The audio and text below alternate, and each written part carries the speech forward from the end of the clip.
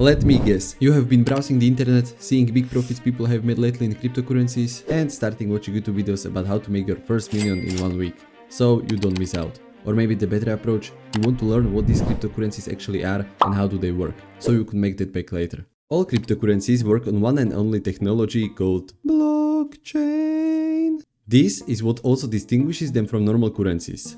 You know, cryptocurrency. Damn, this even sounds complicated. But what is the blockchain? Blockchain is simply chain of blocks, unexpectedly. To understand this, let's dive into the total basics. In the normal banking system, we have one central bank that manages everything for us. But in the world of cryptocurrencies, this bank doesn't exist. Instead, there are many computers, also called nodes.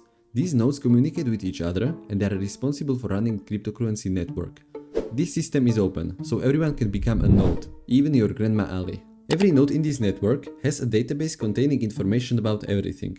You can think of it as simply running an Excel table, which is the same for every computer. Now let's consider two people, Bob and John. Let's say Bob wants to send 1 Bitcoin to John. Usually, he sends a request to the closest node to him. This node checks if Bob truly has that 1 Bitcoin. If so, it updates the database and starts sharing this information with other nodes. After that, everyone knows that the new owner of that 1 Bitcoin is now John. But here is the catch. What if one node gets hacked and starts spreading false information? It could lead to financial losses. The solution is something called proof of work.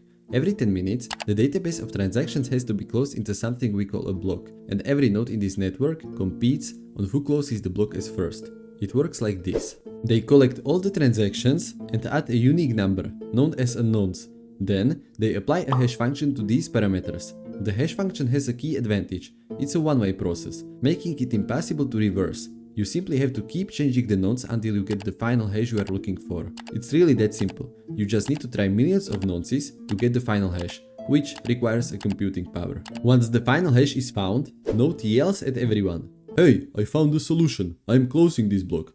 Other nodes can then easily verify if it indeed found the solution by checking its node and applying it to the transactions. After closing the block, this process repeats. Every new block is connected to the last one, forming a chain of blocks. Now, if anyone would like to commit a fraud and rewrite something in this chain, they would need to recalculate everything after it, what would be very hard to do.